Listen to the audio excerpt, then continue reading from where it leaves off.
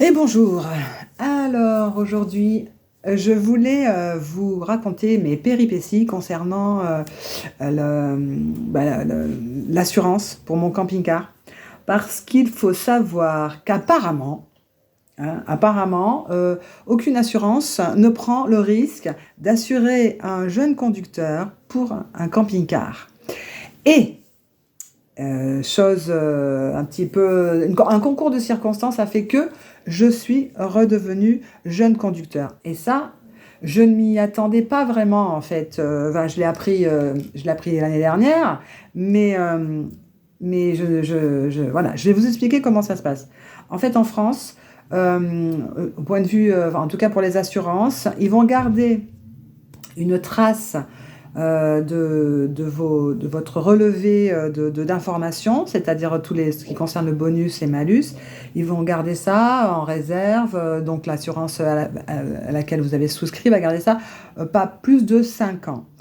On est aussi, nous, tenus à garder tous nos papiers, notre administratif, je crois, jusqu'à 10 ans. Chose que je n'ai absolument pas faite parce que ça me gonfle énormément tous ces papiers et que en plus je suis partie dans les années 20, c'est marrant de dire ça, dans les années 20, ben oui, autour de 2020. Je suis partie dans une envie, 2018-2020, de plus avoir du tout de papier, de plus être un numéro pour une administration. En fait, ma vraie identité, ce n'est pas celle qui est marquée sur les papiers, ce n'est pas celle qu'on m'a assignée à la naissance. Donc, tout ça fait que en 2018, je suis partie vivre aux Canaries et j'ai tout jeté. J'ai jeté toute mon administration. Ça avait déjà commencé avant parce que j'ai divorcé en 2014, donc j'ai pas gardé beaucoup de choses. Mais alors en 2018, je suis partie une main devant, une main derrière, en me disant je ne reviendrai plus en France. De toute façon, je ne reviendrai pas avant que cette société se soit écroulée. Donc voilà. Et après, comme je ne possédais rien, je n'avais plus de véhicule à mon nom. J'étais avec un amoureux qui lui avait encore son identité de retraité. Bon, il avait donc un véhicule que je conduisais, mais je n'étais pas assurée, ni même en second conducteur. Je suis restée aux Canaries 2 ans. Je suis revenue en 2020. Et alors là, j'étais en pleine révolution intérieure, affaire Covid aidant, et aussi avec ce qu'on a pu voir émerger sur les réseaux sociaux, ces histoires de citoyens souverains il y a eu un amalgame, hein, mais en gros, j'étais vraiment dans l'idée de disparaître administrativement et de redevenir souveraine avec ma propre identité que je me suis retrouvée. En fait, il y a une personne que j'aime beaucoup qui est morte l'année dernière, qui s'appelait Dies Guis, Guylaine Lanctot, de son nom de naissance, qui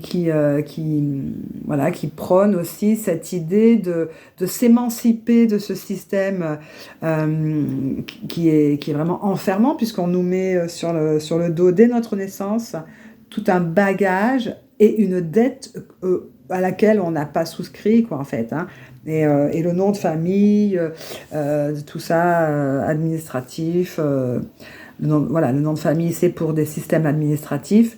Et en fait, voilà. Moi, j'avais vraiment envie de sortir de là. Donc, si bien que, en fait, en arrivant, j'ai repris un véhicule qu'on m'avait, en premier lieu, un véhicule que j'ai acheté, mais que je n'ai pas fait refaire les papiers. Bon, il s'avère que ce véhicule a brûlé avant que je l'assure ou quoi que ce soit. Bref, c'est une autre histoire que je vous raconterai peut-être un jour, mais bon.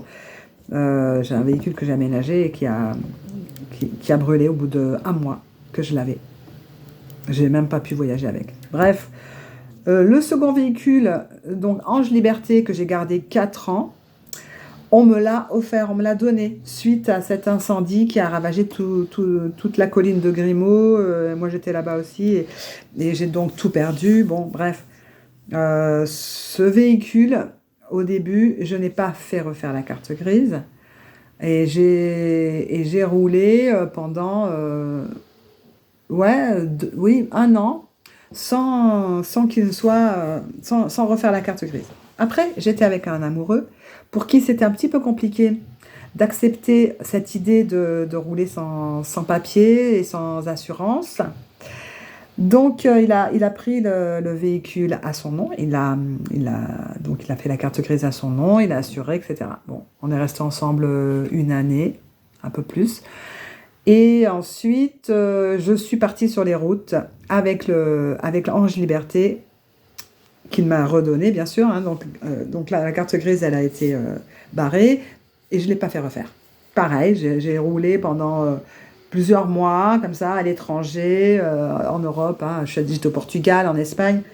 Je suis revenue en France et je n'ai pas refait la carte grise à mon nom. Je n'ai pas repris. Si à ce moment-là, j'avais quand même fait refaire ma carte d'identité et mon permis de conduire, mais je n'ai pas pris l'assurance à mon nom, si bien que du coup, voilà. Bon, je vous rassure, l'administration m'a rattrapée puisque je me suis fait arrêter un beau jour. Et donc, j'ai eu une amende pour défaut d'assurance. Et quand on a une amende pour défaut d'assurance, ça coûte assez cher parce que les assurances prévoient de prendre une partie de l'amende. En l'occurrence, c'était, je crois, 600 euros pour eux, pour combler le manque à gagner qu'ils ont eu. Voilà. Bref. Bon, voilà, je paye cette dette à tempérament, voilà, maintenant que je me suis remise sur les rails. Mais voilà, il a fallu que j'attende 2024 pour refaire faire la carte grise à mon nom. Et c'est là que j'ai appris que j'étais donc passée en jeune conducteur et l'assurance ne voulait pas m'assurer en fait. C'était un peu compliqué. Et comme je vivais chez ma mère, eh ben, on a mis le camion, qui était donc un utilitaire. C'est ma mère qui l'a pris sur son assurance. Donc que je remboursais ma mère, voilà, et je payais 30 euros par mois. Très bien. Ça a duré un an jusqu'à l'acquisition de ce camping-car que j'ai maintenant.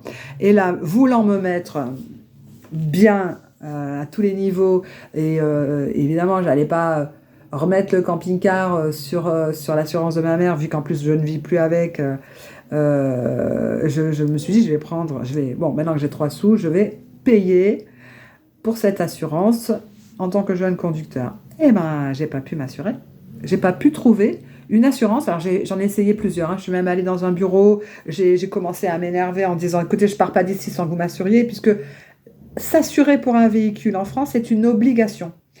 Et je trouvais un petit peu fort de café qu'aucune assurance ne veuille prendre le risque, parce que c'est de ça qu'il s'agit, de prendre le risque de m'assurer en tant que jeune conducteur, mais sur le papier, quoi. Je veux dire, j'ai mon permis depuis 1986, j'ai conduit toutes ces années, je n'ai jamais eu d'accident.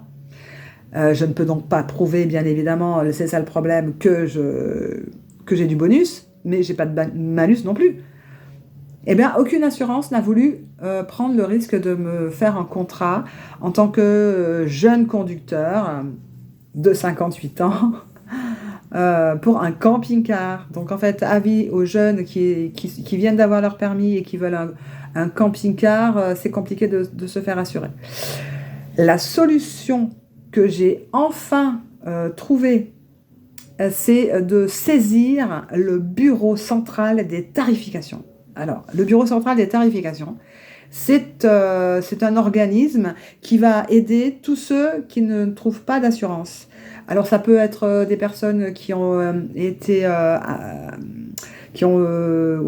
arrêtées, dont on a pris le permis pour ivresse, ou etc. Ou des gens comme moi, en fait, qui étaient à l'étranger ou qui n'ont pas repris d'assurance et qui sont repassés jeunes conducteurs. Et donc, voilà, le bureau central des tarifications va obliger l'assurance de mon choix, en fait. En l'occurrence, bon, j'ai pris n'importe laquelle, hein, mais j'ai pris celle où j'avais l'assurance pour ma profession en tant que vendeuse ambulante, en fait, je dois assurer. Voilà, j'ai obligé donc la MMA, en l'occurrence, c'est pas la moins chère, hein, à m'assurer pour le camping-car. Ils sont obligés de vous faire un contrat. Ils m'ont fait un contrat, mais évidemment, ils se sont donné à cœur joie. Je paye une fortune. Je paye 3 400 € pour l'année en tout risque pour assurer mon camping-car. Alors, quelque part, on va dire que tout s'est équilibré, puisque les années où je n'ai pas payé l'assurance pour aucun véhicule que j'ai pu conduire, là, je paye. Alors là, je paye. Hein. C'est juste une question d'argent, bien évidemment, parce que pour moi, les assurances, c'est du vol, bien évidemment. Ça ne sert à rien. Évidemment, ça va servir si on a un grave accident dans lequel on est mis en défaut et qu'on tue quelqu'un, etc. Mais sinon, en gros, c'est vrai que quand vous avez un petit quelque chose, pour pas avoir de malus, vous allez vite faire les réparations ou vous arranger avec la personne avec qui vous avez eu un accrochage pour que ni l'une ni l'autre n'ait de malus. Donc en fait, une assurance, ça sert pas à grand-chose, mais c'est une obligation en France. Donc voilà, c'était cette anecdote pour vous parler du Bureau central des tarifications et du fait qu'il ne faut pas, si vous souhaitez bien sûr être en règle avec l'administration, il ne faut pas jeter les papiers concernant l'assurance d'un véhicule parce que ça aide bien quand on veut fournir un relevé d'identité, un relevé d'information qui est fourni par les assurances. Voilà l'anecdote de l'assurance.